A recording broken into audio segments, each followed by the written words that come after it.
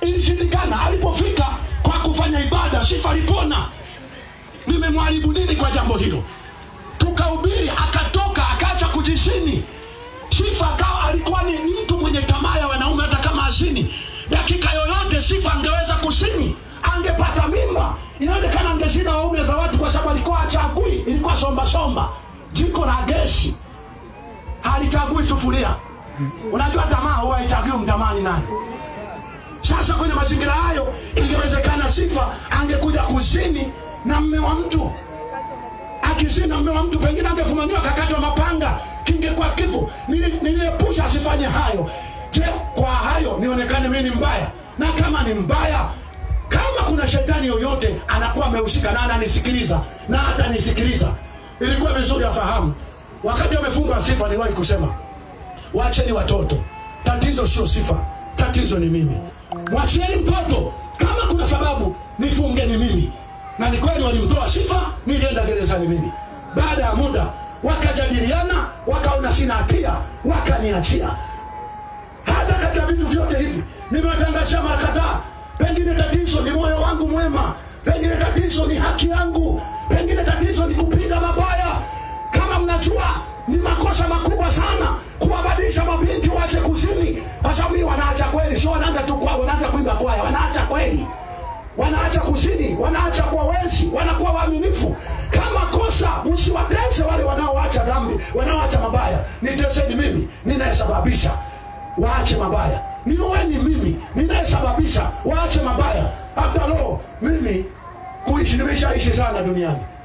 Kwa hiyo hata nikitoka hapa mkasikia Mbarikiwa naye kaondoka, msishangae. Ila sijui, nimekwambia sijui.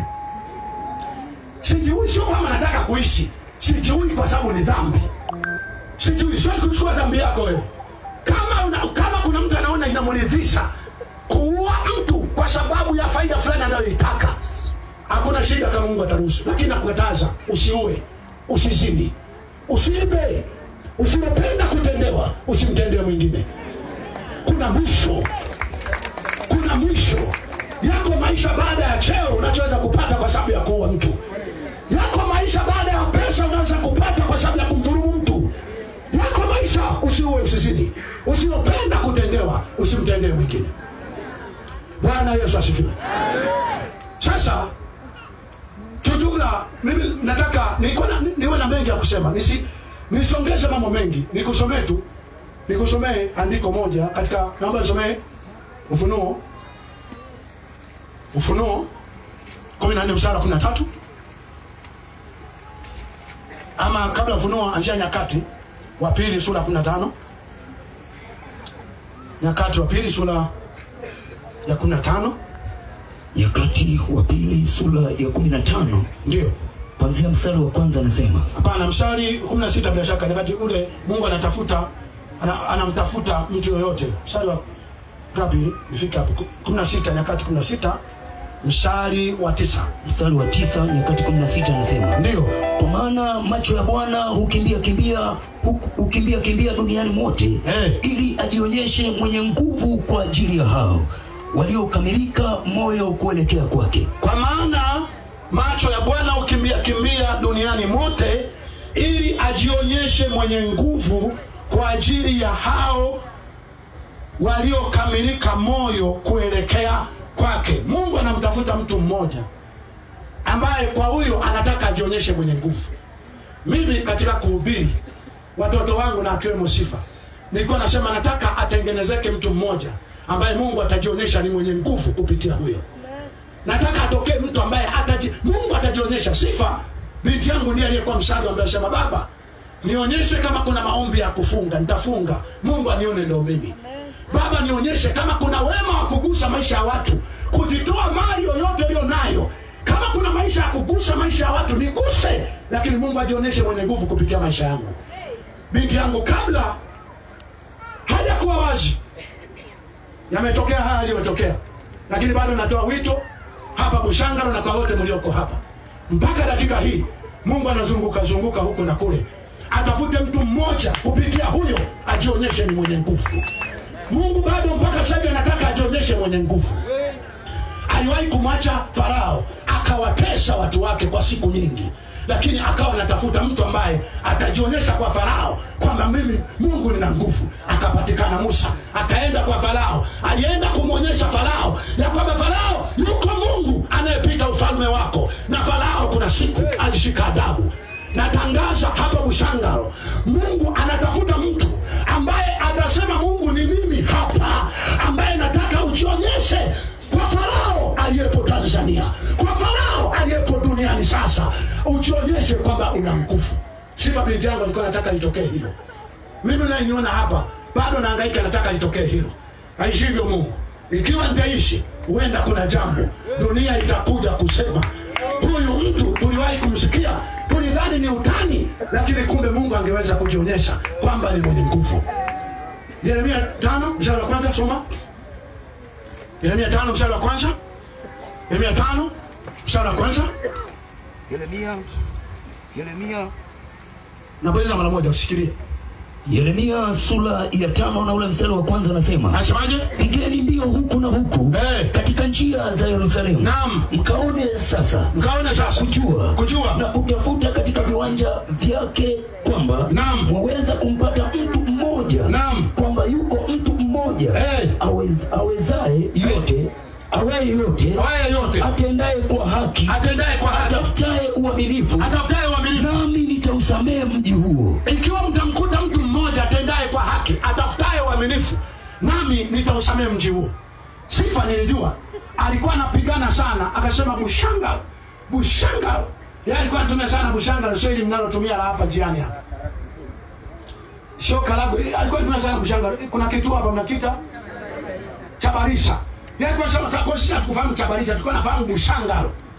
Alikuwa anasema Bushangalo, kuna moto, kuna mwanga unatakiwa uje utokee kupitia na Mungu ninayemjua mimi. Hana kijiji. Alimchukua Musa kutoka machungani. Tena nyikani peke yake. Alimchukua Daudi kutoka machungani. Mungu hana wewe wa kijijini. Mungu anatazama moyo wako unatafuta nini. Mungu anatazama wewe unahangaika ni hana wa kijijini. Nataka nikwambie kama ni swala kijijini, hata nilikotoka mimi ni kijijini kuliko hapa. Ni kijijini kuliko hapa. Lakini nilikwambia jana mimi ni miongoni mwa jogoo la shamba linalowika mjini. Sio huku kijijini tu rafiki. Mimi kokote utakako nikuta ni moja kati ya binadamu, ni shida duniani. Ni shida. Haijalishi unanitazamaje hapa, mimi ni shida. Jogoo la shamba linawika mjini. Yaani kuna wakati nikiwasha hii gari penye speed ya 50 si ngapi, na ikoleza ina 50 wala 60. Na koleza nikifika kwa askari na muangalia, nasema unasemaje kaka? Umezidi mwendo. Wasema nimezidi, unijui? Ni kweli najua nimezidi mwendo, lakini unijui? Anasema sikujui. Nasema naitwa Mbarikiwa.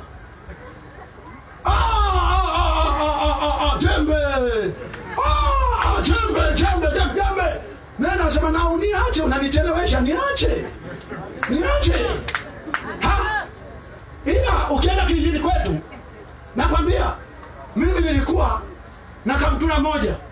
Ukifua kaptura moja unavaa kanga. Mimi nimekuja kuvaa kiatu kwa mara ya kwanza. Dada yangu alikiokota kwenye mitumba, amemwaga kwamba tumeshinda kuvilinganisha. Akanipa kiatu wakati na miaka 12.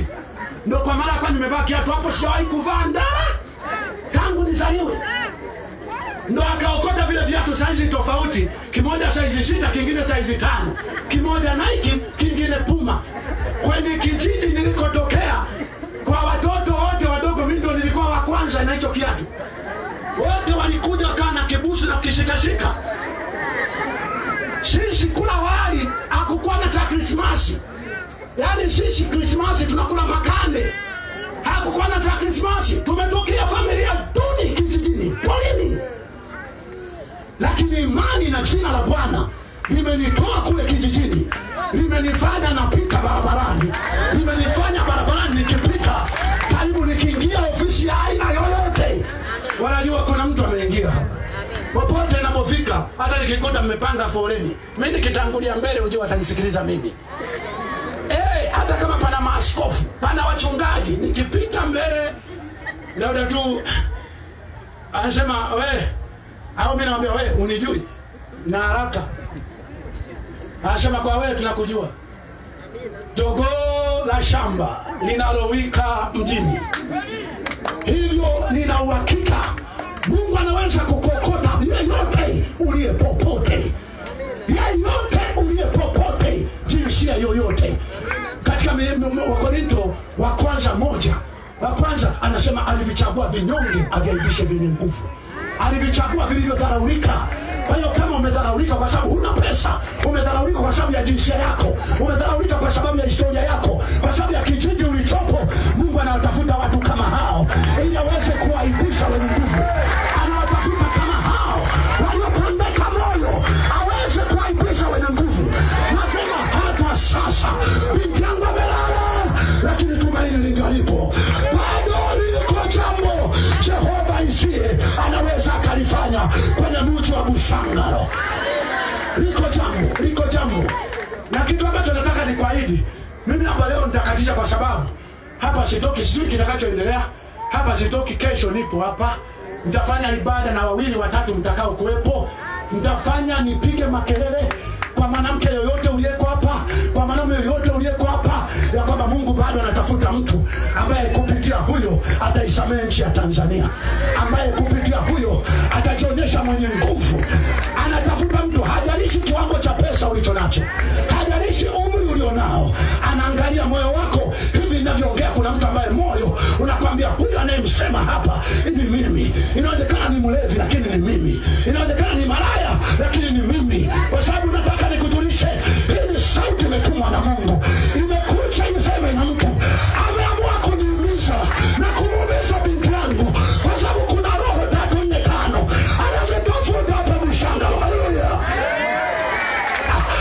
Damu ya mwanangu inaenda ardhini, inaenda ardhini pale, inaenda kutia mbolea ya roho zaidi ya 7 zinaenda kuinuka, zilizo zaidi ya sifa.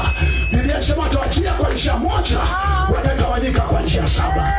Naamuru katika jina la Yesu, natangaza katika jina la Yesu, roho 7 za sifa ziinuke katika jina la Yesu. Naamuru kwa damu ya Yesu, naamuru kwa uwezo wa jina la Bwana, roho 7 za mabinti, za wanawake, za vijana, za wanaume ziinuke kuanzia leo, kuanzia leo mahali hapa.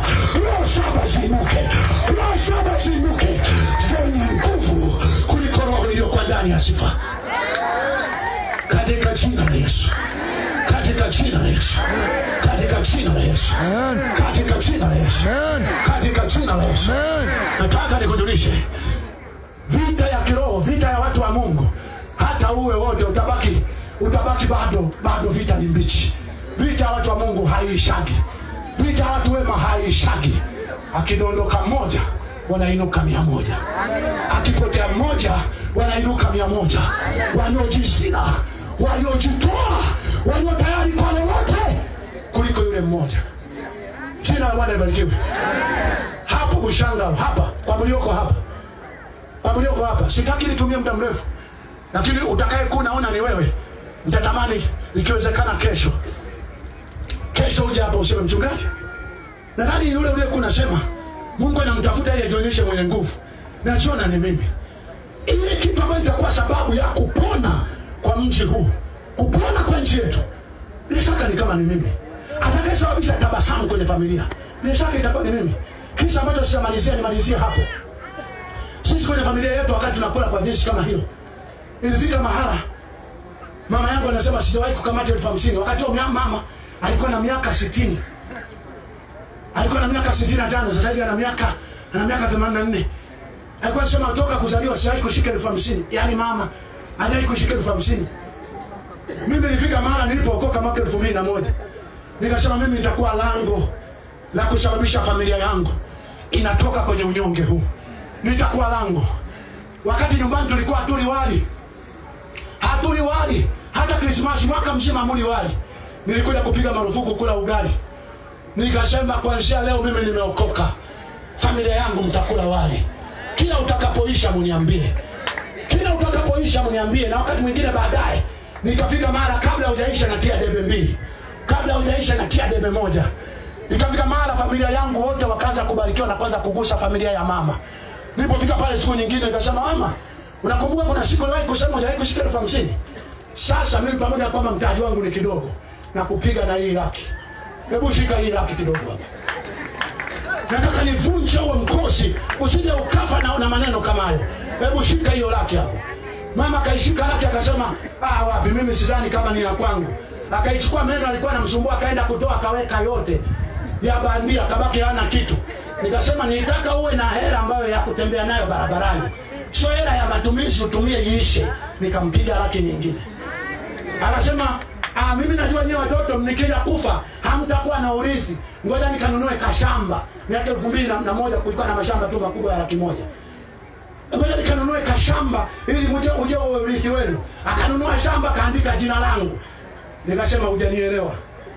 Nikampiga laki. Akatoka pale akasema naenda kununua shamba lingine, akanunua. Nikasema hujanielewa. Nikampiga laki 4. Nikasema nunua hiyo shamba sasa. Akanunua, akafika mara yeye akaanza kunokea sasa na tusoda. Akafika mara kanunua shamba la laki 3. Akabaki na laki. Siku ninakwenda nakuta amenunua kreti ya soda imekaa pembeni kule. Anachukua moja Coca-Cola tupu. Anakunywa moja, mimi nafika sema mwanangu kuna soda kule. Nikasema haya maisha nilitaka siku moja niwe na kuona unaweka kreti ya soda, unakunywa unavyotaka, unafanya unavyotaka. Sasa mimi ninachojua ilipasa niwe lango la heshima ya familia, lango la mwanga kwenye familia, lango la mwanga kwenye nchi. Na mpaka sasa hivi kwa sehemu kubwa nchi iko hapa inanifuatilia neno kwa neno. Inasema Mbarikiwa anasema nini? Mbarikiwa anasema lile. Neno la Mungu ni taa. Neno la Mungu ni mwanga. Linapohubiriwa ni ili wanaolia waache kulia. Mungu anasema nenda kuumba nchi mpya ambayo hakutakuwemo na kulia ndani yake, haitakuwemo na huzuni ndani yake, hakutakuwemo na mauti, sio kuna mbinguni kuanzia hapa duniani. Katika Isaya 65 anasema mtoto mdogo atakufa akiwa na miaka 100. Mtoto mdogo atakayewahi kufa atatakiwa afa akiwa na miaka 100. Sio hiki tunachokiona hapa. Sio hiki tunachokiona hapa. Na kwa miaka kama nafahamu maandiko haya yakitokea na kipinga hiki kitu. Na kipinga, ndio maana iteni marehemu, mimi sitaita marehemu. Mimi namuita Sifa. Nitajua kuna mahali ameenda. Kuna mahali ameenda. Aishivyo Mungu. Aishivyo Mungu. Yesu aliwahi kumwambia Martha, ukiamini utaona utukufu wa Mungu. Anasema ameona hapa ni kama hamna kitu. Tunazika, si ndio? Vyovyote iwavyo. Hata nikishindwa huna tatizo. Vyovyote iwavyo. Kila nitakapoomba, kama kuna siku utaniona nimekuja hapa, huenda nitaenda tena kaburini. Nasema hii Sifa, njoo tuendelee kuishi. Njoo tuendelee kuishi kwa sababu najua wote tuliolia atatufariji. Sio atatufariji kwa kwamba hapana jipe moyo. Atatufariji kwa kutoa kilicho kinafanya tunalia. Sasa hili jambo natamani mimi na wewe tuendelee kulitafuta. Usipokuwa mimi uwe ni wewe. Usipokuwa wewe awe ni yule.